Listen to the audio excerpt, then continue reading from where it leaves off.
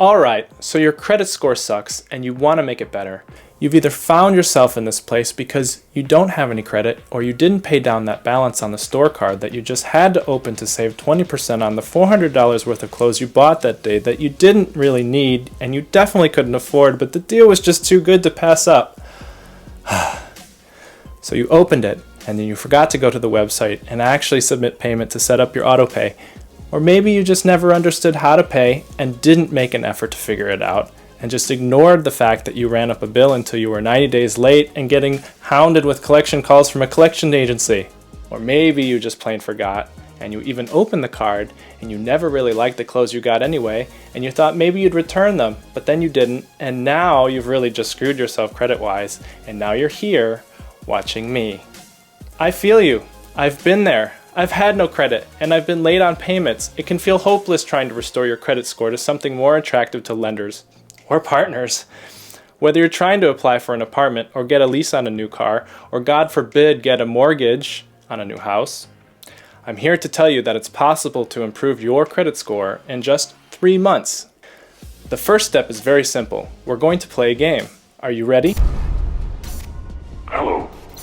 Do you want to play a game? Seriously though, I mean, in order to really commit to your credit score journey, you have to be on top of your credit score. Once you know what it is, you can gamify it. Luckily, there are great solutions for this. The one I use is called Credit Karma.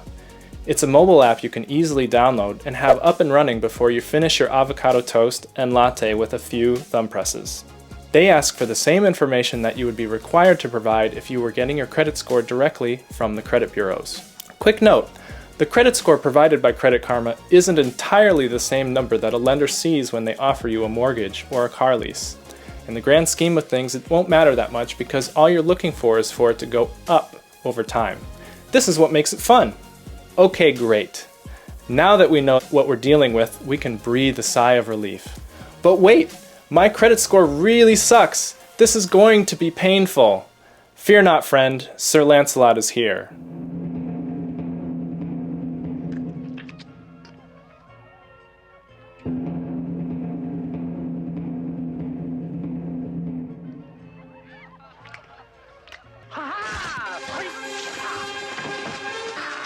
No, but seriously, if your credit score is low, it's okay.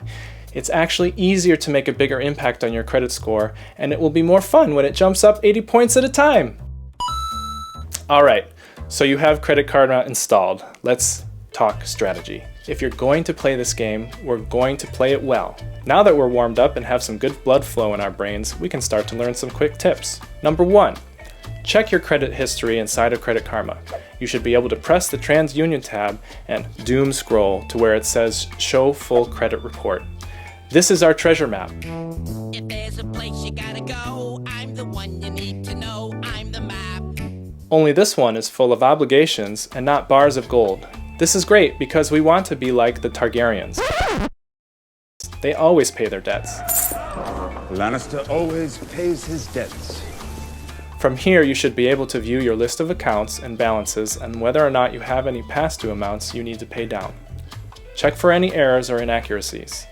It is very common for there to be mistakes on your credit report. If there are, this is a quick win in our journey to a better credit score.